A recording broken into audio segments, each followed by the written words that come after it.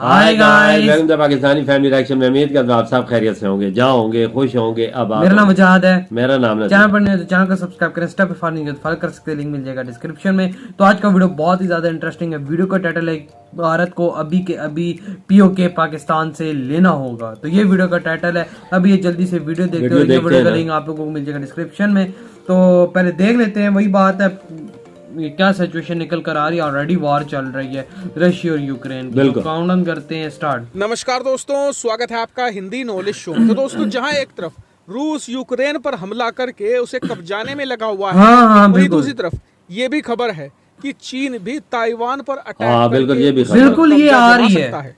तो ऐसे में सवाल ये उठता है कि भारत पीओके को क्यों नहीं वापस लेता। और इस वीडियो में मैं आपको यही बताऊंगा कि क्या ये भारत के लिए गोल्डन चांस है पीओके को वापस क्लेम करने का।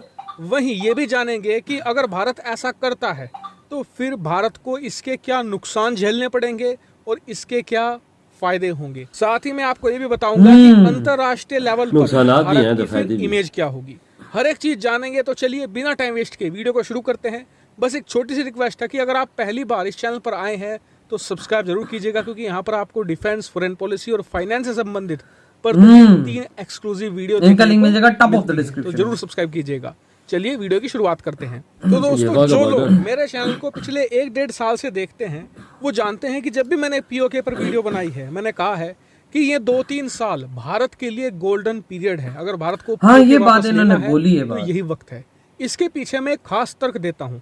तर्क ये कि आने वाले समय में जैसे जैसे भारत और ज्यादा एंटी चाइना होता जाएगा और अमेरिका के साथ मिलकर चीन को घेरेगा, वैसे वैसे संभावना बढ़ती जाएगी कि कल को चीन और पाकिस्तान मिलकर एक डिफेंस पैक्ट साइन कर ले।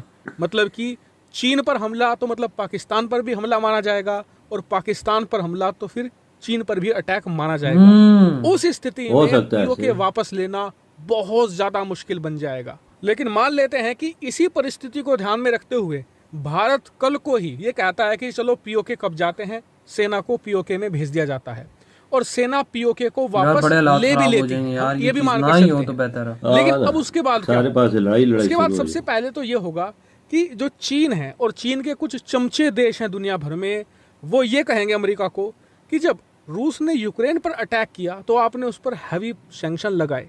जब भारत पीओके पर कब्जा कर रहा है तो आप उस पर भी प्रतिबंध लगाइए।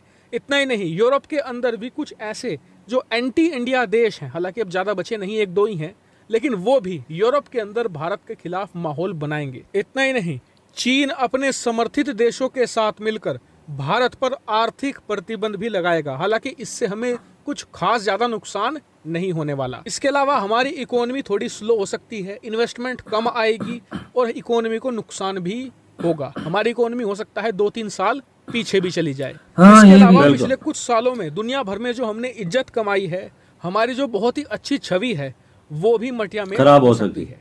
तो बस ये नुकसान था, इससे ज्यादा नुकसान भारत को नहीं होने वाला। वहीं अब बात कर लेते हैं कि पीओके को वापस लेने से फायदा क्या होगा। तो देखिए, फायदे भी बहुत ज्यादा हैं। सबसे पहला काम तो ये होगा कि भारत जो सेंट्रल एशियाई देश हैं उनसे कनेक्ट हो जाएगा। ये कनेक्शन है ना उनसे, वो जोड़ है। चीन धीरे धीरे पकड़ बना रहा है, भारत उसे भी तोड़ देगा। भारत को सस्ता तेल मिलना लगेगा, यूरेनियम के भंडार तक भारत का डायरेक्ट एक्सेस हो जाएगा। इसके अलावा जो दुनिया भर में एक बहुत ही स्ट्रॉन्ग मिलिट्री की छवि भी हमारी जाएगी। तो ये सब फायदे होने वाले हैं। इसके अलावा गर्व तो हमें होगा ही। लेकिन अब आ जाते हैं मेन एस्पेक्ट पर कि क्या ये वक्त एक गोल्डन चांस है भारत के लिए पीओके वापस लेने का। तो मैं कहूँगा आज तो नहीं, कम से कम 1-1.5 साल या हो सके तो 2 साल। इसके पीछे खास कारण है। अगर आज की परिस्थितियों में जैसा दुनिया भर में माहौल है, कोई एक देश दूसरे पर अटैक कर रहा है तो उसे एक विलेन के तौर पर देखा जाता है, उसकी इमेज मटिया मेट हो रही है। और आप सभी जानते हैं, हमारे बड़े बुजुर्ग कहते आए हैं कि इज्जत बनाने में 7 पीढ़ियां लग जाती हैं, उसे गंवाने में 1। तो इसका इलाज क्या है फिर? इलाज ये है कि अभी 2024 तक हम रुकें। जब हमारी इकोनॉमी $5 ट्रिलियन की हो जाएगी ना, उसके बाद हम वर्ल्ड मीडिया और जो वर्ल्ड का नैरेटिव है उसे कंट्रोल करेंगे। इतना ही नहीं, हमारी इकोनॉमी इतनी बड़ी हो चुकी होगी कि अगर कोई हम पर प्रतिबंध लगाना भी चाहेगा ना तो वो ऐसा नहीं कर पाएगा। क्योंकि दुनिया भर की जितनी भी बड़ी अर्थव्यवस्थाएं हैं ये आपस में कनेक्टेड है। अगर एक को नुकसान होता है तो बाकी सबको भी नुकसान होगा। ऐसे में भारत से व्यापार बंद करके किसी का भी काम नहीं चलने वाला। इसके अलावा एक बड़ा कारण है सैन्य तौर पर, वो ये कि मान लीजिए आज हम पीओके पर अटैक करते हैं तो पाकिस्तान क्या करेगा? वो ये करेगा कि जो भारत के सीमावर्ती शहर है वहां पर बमबारी करने की कोशिश करेगा। इसका कारण ये है कि पाकिस्तान को पता है कि वो भारतीय सेना का मुकाबला नहीं कर सकता।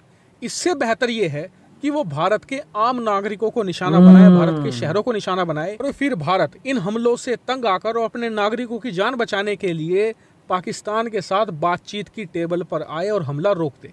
ये इनकी सीधी सी रणनीति होगी।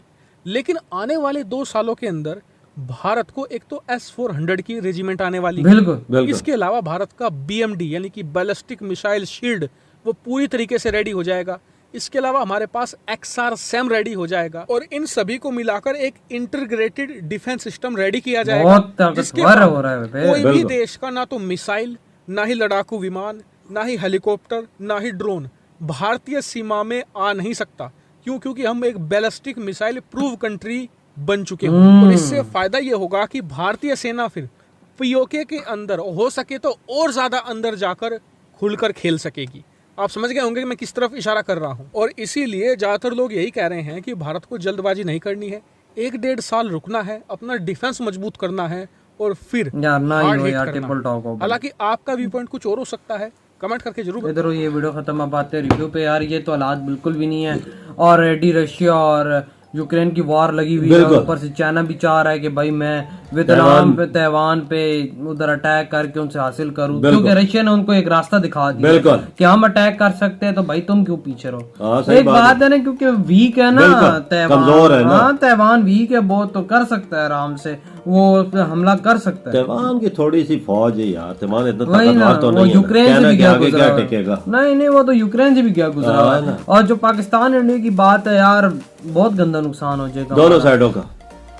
खासकर तो इंडिया इस मुकाम पे पहुंचा हुआ है, बहुत जबरदस्त उसका मुकाम है, खासकर देखा जाए। बिल्कुल, हम लोग तो डूबे हुए हैं ऑलरेडी, क्या हमसे लड़ाई, मतलब नुकसान इंडिया ने बड़ा मुश्किल अपना खड़ा किया, मुश्किल से बहुत अपना यार वाकई में मुकाम खड़ा किया, बातचीत से हो जाए ये मसला तो बहुत ज्यादा अच्छी बात है। अगर ये जंग लगती है जम्मू कश्मीर की तो इसमें बहुत बड़ा नुकसान होगा। हाँ, जानों का तो होगा और चीजों का भी होगा, वो तो बात की बात है कि हिस्सा मतलब इन्वेड हो सकता है कि नहीं हो सकता, ये बात की बात है यार। लेकिन सबसे पहले नुकसानात की बात भी है कि कितनी जानों का नुकसान जाएगा। इससे अच्छा टेबल टॉक पे आराम सुकून से दोनों देश आपस में बैठ के ये मसला प्यार मोहब्बत से सॉल्व कर सकते हैं। बिल्कुल, क्यों नहीं, क्योंकि हालात ऑलरेडी रशिया व यूक्रेन की वॉर है तो बहुत हालात खराब। अभी रशिया के भी हालात वो नहीं रहे, उसके 40-45% गिर चुका है। देखो वॉर लगी है, वॉर लगी, यूक्रेन तो डूब ही गया, साथ रशिया भी इतना डूब गया। ये तो होता है वो रशिया यूक्रेन का हिसाब लगा। रशिया मजबूत मुल्क है, फिर भी उसके बावजूद भी उसकी करेंसी डाउन। बिल्कुल, अब देखो ना इंडिया भी कितना मजबूत हो चुका है। अगर ये जंग पाकिस्तान की इंडिया लगती है तो फिर सारे काफी फर्क, हमारा तो नुकसान है ही है, तो वो भी उसकी भी करेंसी डाउन हो जाएगी। इंडिया की हो सकती है, लेकिन वही बात है, नुकसान तो है ना, इन्वेस्टर भाग जाते हैं, सब कुछ भाग जाता है। इंडिया में तो नहीं भागता, इंडिया से तो नहीं भागता। इंडिया तो एक मतलब कि काफी स्ट्रांग है, रिजर्व पड़ा हुआ है, सब कुछ पड़ा हुआ है, उनके पास सब कुछ है, तो वो नहीं भाग सकते। बस आने वाला टाइम बजा देखो ठीक ही हो, बातचीत से जो मसले हल हो सकते हल हो जाए, ठीक है। हमारी तो ख्वाहिश यही है कि टेबल टॉक हो, ऐसे ही मसले सॉल्व हो दे। ये कश्मीर वाला मसला जो है टेबल पर ही हल हो जाए, लड़ाई झगड़ों में कुछ भी नहीं रखा हुआ, आम जनता भी यही चाहती। वही ना, तो इधर ही वीडियो खत्म करते हैं, हमने बहुत ही ज्यादा खैर हकीकत हो।